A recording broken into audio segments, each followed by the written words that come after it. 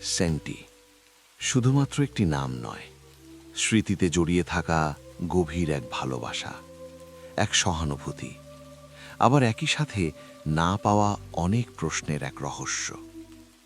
সবকিছু শুরু আজ থেকে প্রায় ৬ বছর আগে। তখন সারা বিশ্ব থমকে গেছে করোনার করাল গ্রাসে। জনসমাগম, আড্ডা, সবকিছু তখন লকডাউন আর কোয়ারেন্টাইনের বেড়াজালে বন্দী।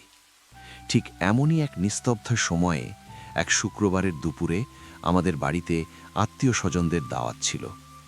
দুপুরের খাওয়া দাওয়া শেষ করে মেহমানরা যখন একে একে বিদায় নিলেন, আমি তখন মেহমানদের অতিরিক্ত খাবারগুলো বাইরে ফেলতে যাই।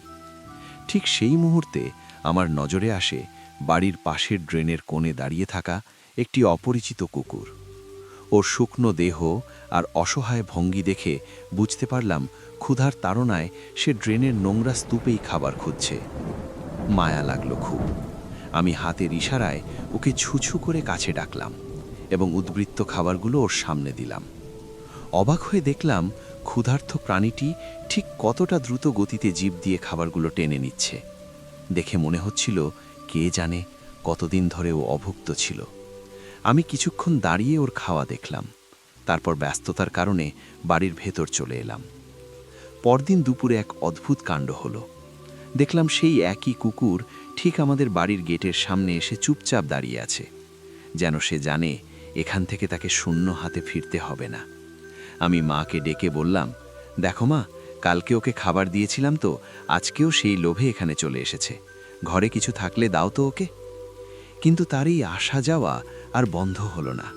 সে এখন শুধু দুপুরেই নয়, বরং সকাল আর রাতেও নিয়ম করে আমাদের বাড়ির সেই গেটের কাছে এসে উপস্থিত হয়। ধীরে ধীরে সে আমার এতটাই ভক্ত হয়ে উঠল যে আমাকে যেখানেই দেখত এক দৌড়ে কাছে চলে আসত। এমনকি গভীর ভালোবাসায় সে লাফ দিয়ে আমার কোলেও উঠতে চাইত। মাঝে মাঝে আমি কিছুটা ভয়ও পেতাম।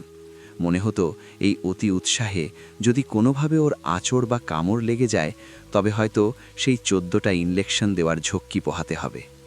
তার এই ছটফটানি, চঞ্চলতা আর ভালোবাসার একরোখা পাগলামি দেখেই আমি তার নাম রাখলাম সেন্টি, যার মানে আমার কাছে ছিল এক ধরনের উন্মাদ।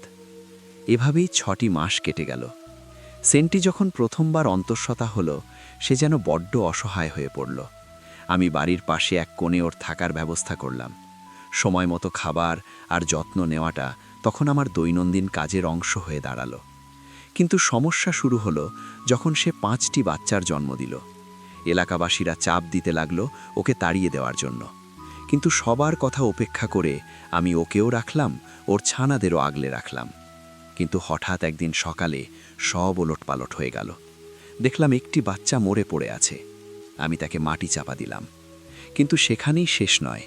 4 দিনের মধ্যে একে একে 4টি বাচ্চা মারা গেল। মনে হচ্ছিল কেউ কি তবে সেন্টির সাথে শত্রুতা করছে, কিন্তু প্রমাণ ছাড়া কাউকে কিছু বলতে পারলাম না। এর মধ্যে দূর থেকে এক ছেলে এসে শেষ বেঁচে থাকা বাচ্চাটিকে নিতে চাইল। প্রথমে দিতে না চাইলেও পরে ভাবলাম অন্যগুলোর মতো এটাও যদি মারা যায়, তার চেয়েও নিয়ে যাক, অন্তত বেঁচে তো থাকবে। বাচ্চাটিকে হারিয়ে সেন্টি খুব একা হয়ে পড়ল। আমি তখন ওর পাশে বেশি সময় কাটাতে লাগলাম। ধীরে ধীরে ও স্বাভাবিক হলো, ফিরে পেল সেই পুরনো উন্মাদনা। কিছুদিন পর সেন্টি আবারও অন্তঃসত্ত্বা হলো এবং এবার 4টি ফুটফুটে বাচ্চার জন্ম দিল। এবার আমি কোনো ঝুঁকি নিলাম না। বাড়ির সেই কোণে খড়, কুটা, বস্তা আর চাদর দিয়ে সুন্দর একটা ঘর বানিয়ে দিলাম। ও লেজ নেড়ে বুঝিয়ে দিল সে খুব খুশি হয়েছে। কিন্তু ভাগ্যের পরিহাস, একদিন হঠাৎ দেখি আমাদের কাঁঠাল গাছের নিচে 2টি ছানা মৃত অবস্থায় পড়ে আছে। সেন্টিকে দেখলাম উদাস হয়ে বসে আছে, চোখে যেন একরাশ অভিযোগ। আমি জিজ্ঞেস করলাম, কি হয়েছে তোর, আমাকে বল। কিন্তু সে নির্বাক, যেন সর্বশান্ত হয়ে গেছে। সেদিন বিকেলেই এক অদ্ভুত দৃশ্য দেখলাম। সেন্টি নিজেই তার বাকি 2টি ছানাকে কামড়ে অসুস্থ করে ফেলছে। আমি খুব রাগ করে ওকে অনেক বকা দিলাম। কিন্তু সন্ধ্যার পর যখন ওর কাছে গেলাম, তখন আমার বুকটা কেঁপে উঠল। দেখলাম সেন্টির মুখ দিয়ে রক্ত বের হচ্ছে। বাকি 2টো অসুস্থ ছানাকে নিয়ে সে তার সেই চেনা কোণে বসে আছে। আমি ঠিক করলাম আর দেরি নয়, কাল সকালেই ওকে ডাক্তারের কাছে নিয়ে যাব এবং মৃত ছানা দুটোকে মাটি চাপা দেব। মনে মনে বললাম, আজকের রাতটা শুধু কোনো মতে পার হোক সেন্টি, কালই সব ঠিক করে দেব। কিন্তু পরদিন সকাল 7টায় যখন আমি সেই কোণটিতে গেলাম, আমি স্তব্ধ হয়ে দাঁড়িয়ে রইলাম। সেখানে কেউ নেই, সেন্টি নেই, ওর অসুস্থ 2 ছানা নেই, এমনকি মৃত ছানা দুটোরও কোনো অস্তিত্ব নেই।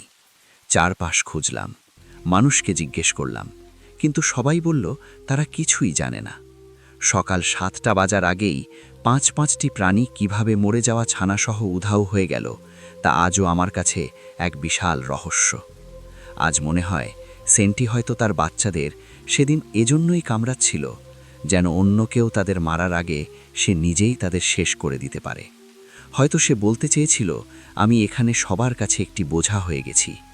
নিজের ছেলে মেয়েদের আর কোনো বিপদের মুখে ফেলে দিতে চায়নি বলেই হয়তো সে এমনটা করেছিল। কিন্তু তার এই চলে যাওয়া আর সেই মৃতদেহগুলোর উধাও হয়ে যাওয়া সবকিছুই আজও আমার কাছে এক অমীমাংসিত রহস্য হয়ে রয়ে গেল।